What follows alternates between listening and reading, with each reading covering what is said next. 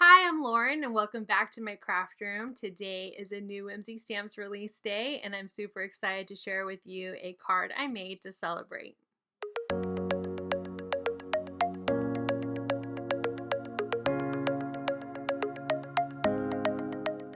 So my card today is actually a birthday card for my brother. I don't think he watches my YouTube channel, so I think I'm safe because it's actually really early for his birthday.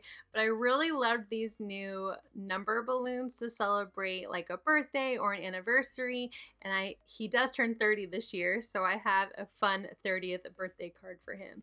I hope you enjoy this tutorial. Here are the brand new Make-A-Wish stamps and dies. They are so cool. They come with all of the numbers you need to make any type of number celebration in balloons and a fun birthday cake. I have die cut I've stamped and die cut my 3-0, a cake, a candle, and some strings for my 3 and 0 balloons. I'm going through the new Eat Cake paper pack to figure out what background I wanted to do.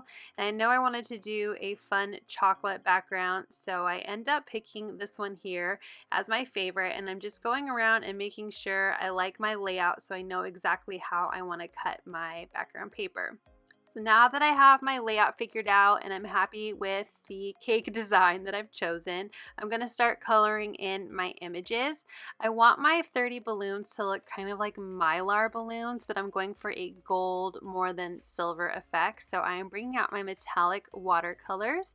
I just use my spritzer to spray on this yellowy orangey gold color, and I'm just using a fine tip paintbrush to color in my numbers. So I'm just painting it in, doing my best not to go over the line, but also really wanted to get nice and lots of gold on my letter. I'm not using watercolor paper, so I'm trying not to oversaturate, but I'm really happy with how both those turn out. Now that I'm done painting, I'm setting those aside to dry, and I'm going to work on coloring in my cake. So I use an alcohol marker friendly ink to stamp these images, and I'm using my Spectrum Noir colors to color them in. I'm using my earth brown tones. I'm doing my best to leave my caps on the screen in case you also use Spectrum Noir colors. You can duplicate this color scheme yourself. But I'm using my earth browns to color in the chocolate. I'm starting with the medium tone, and then I brought out my light to kind of spread that all out. And then I'm bringing in a third darker tone to really kind of accent the shadows and make my chocolate look really shiny and appetizing. So once I'm done going through all of the colors on my chocolate, I'm going to repeat this for the middle and bottom layers of my chocolate cake. And honestly, the more I think about cake, the more I really want to eat cake. This card is tempting. So now I want my cake to be more of a vanilla looking cake. I'm doing my best to match the colors of my background paper. So I'm bringing out my caramel color here and just coloring in with one tone. It's the only GB I have, so I'm just using this one tone to color in the actual cake. Now for my candle, of course we need a golden flame, so I'm using my GYs to color in my flame of my candle. And I thought it would be fun to use a kind of coral color for my candle and my cake plate. They kind of remind me, I don't know if you had the red plates growing up, the like it's your special day plate. It kind of made me think of that, and I wanted to color my candle and my cake plate in that same color because that was something that we did growing up. You got to eat your birthday meal or birthday slice of cake on that special day plate. So now that I'm done with my candle, I'm going to use the same color combination for that plate.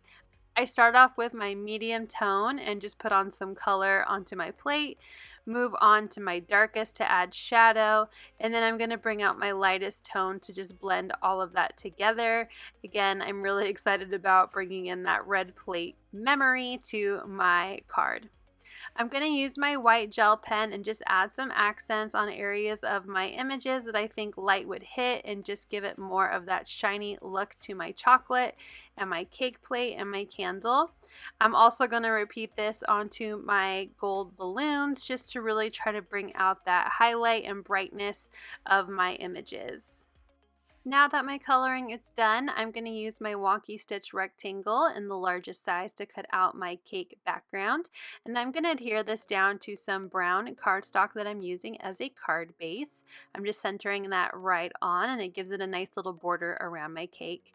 Now I'm going to work on my layout again. I want my cake to be on the right hand side, so I'm just going to use some foam dimensionals to pop that up to the bottom right of my card. I'm going to use my balloons just to make sure I have good placement and I have plenty of room for those 30 balloons. My candle is also going to be popped up, and I want it to layer on the top tier of my cake, so I will use a little bit of wet glue on the bottom of the candle just to make sure it is on top of that cake and it will stay adhered and all together on the card. Now for my 30 balloons, those are also going to be popped up with dimensionals, so I will apply some dimensionals around the number, put a little bit of wet glue at the bottom of the balloon, and adhere one of my little balloon strings. I'm going to make sure it's in a good place before I put another foam dimensional. I want to make sure that my string isn't going to be interfering with my cake, so I am happy with that. I'm going to place another dimensional just to add some extra help keeping those two pieces together. I'm putting a little bit of wet glue at the bottom of the string so it will adhere to the card and not get ripped off or torn. I'm a little worried about the card receiver, which is my brother, accidentally ripping off the string.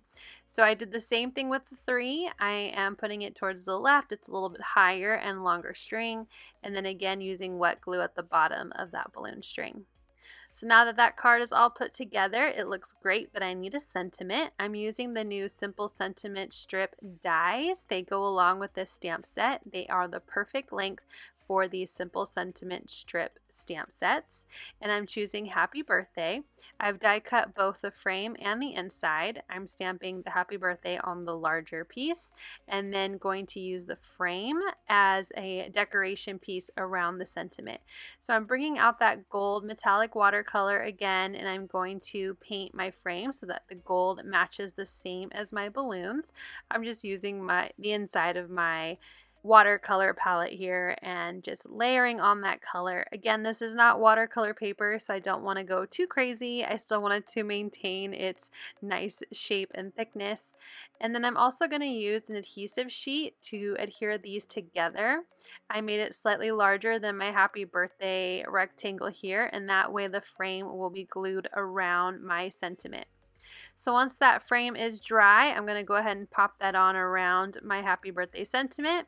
And I'm going to adhere this to my card, so it also needs to be popped up. So I will bring out some foam adhesive, and I'm going to peel off the release paper of that adhesive sheet behind my sentiment, place one side of my foam tape to the side that will not be overlapping on the cake. I'm going to peel off that release paper. Now everything has some sticky adhesive on it, and I'm just applying that to my card so that it overlaps on the balloon strings and my cake. I'm bringing out my bone folder just to make sure my card has a nice crease, and I wanted to add a few sequins from my Sparkle blends. This one is called Love Coffee, and even though this is not a coffee related card, I really loved the brown color sequins of this mix, so I added a few in various spots and used my jewel picker and wet glue to adhere those down. You can find everything I used to make this card down in my description below with my affiliate links. Thank you so much for taking the time to watch this tutorial. I hope you enjoyed it. If you did, I hope you'll click that like button, and if you're new, please hit that subscribe so you can come back. Thank you so much for watching, and have a wonderful day.